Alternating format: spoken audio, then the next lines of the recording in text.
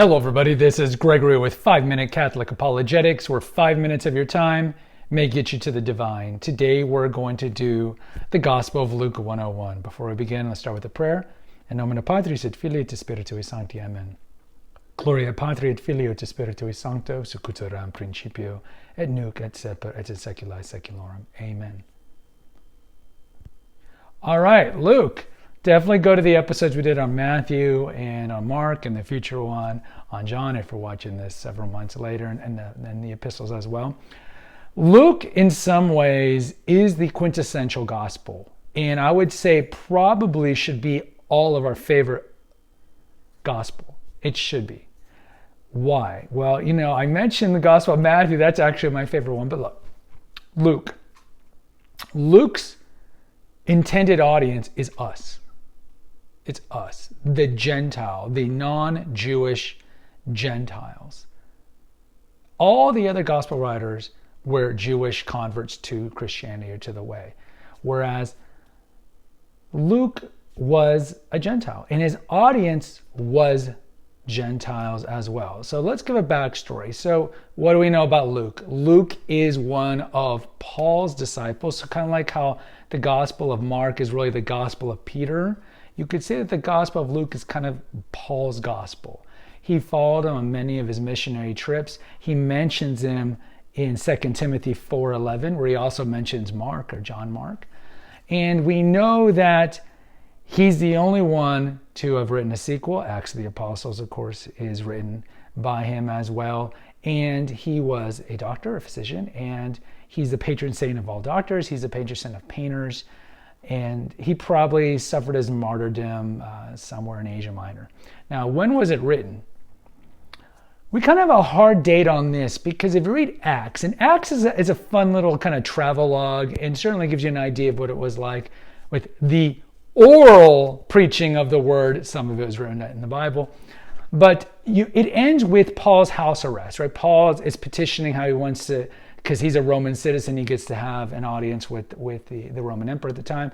So it ends with his house arrest, him being shipped off to Rome. He stops in Malta, the shipwreck and all these things. And we can kind of pivot that to about 62 AD. So historically, we can say that's about 62 AD. So we know the book was probably written in the 60s. He probably didn't write Acts before he wrote the Gospel of Luke. Also, like with Matthew and Mark, there's no mention or intimation that Jerusalem had been destroyed in AD 70. And there's really no mention of the Nero persecutions that took out Peter and Paul, for lack of a better word, around 66 AD. So general estimates by scholars is that it's written in the early to mid 60s. Now, who's it written for? Theophilus. Theophilus is a lover of kind of knowledge. We probably think, or scholars think, that he was probably a publisher, like he was ascribing it to him, and maybe he was going to help disseminate this work to the kind of greater Mediterranean Gentile community. What's the structure? Well, one of the reasons I think Luke is probably the quintessential gospel is because it has the entire story. It has, along with Matthew, the Christmas narrative, right? But what it has over Matthew is that, honestly, the infancy narrative is just better. So, look what you're getting in Luke that you're not getting anywhere else. It has some singular episodes. So it's the only gospel that has the prodigal son.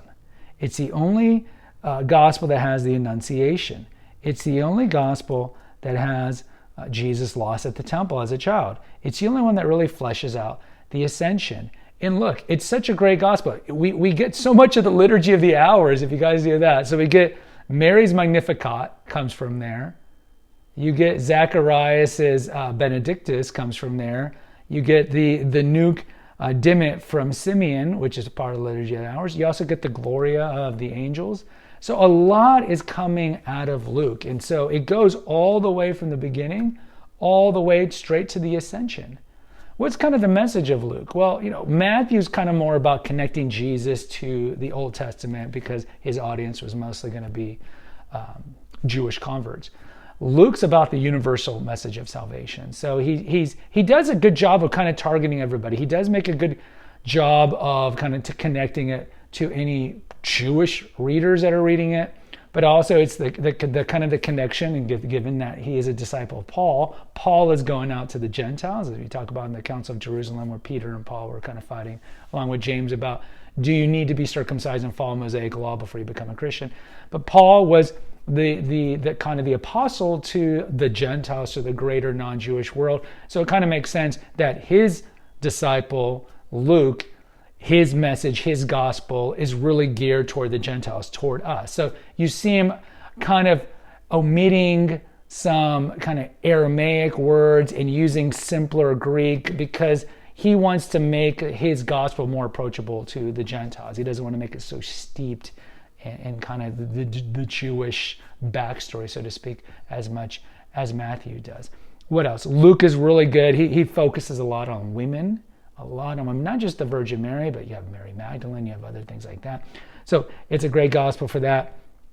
And in general, look, I mean, it is our gospel. So whether or not you like it or not, it's really up to you what your preferences are. Certainly it's beautifully written. It's arguably, I would say probably John and Luke are the most beautifully written in terms of their Greek. But it's really the I don't want to use it. I'll use it. It's the epitome, it's the quintessence of the Gospels, and it's an amazingly beautifully written gospel. Guys, post in the comments. Let me know what you think of the Gospel of Luke. Is it your favorite compared to the other Gospels? I'd love to hear from you. Hit the notification, subscribe, and share button. Share with like-minded people. And as always, take care, God bless, and pray.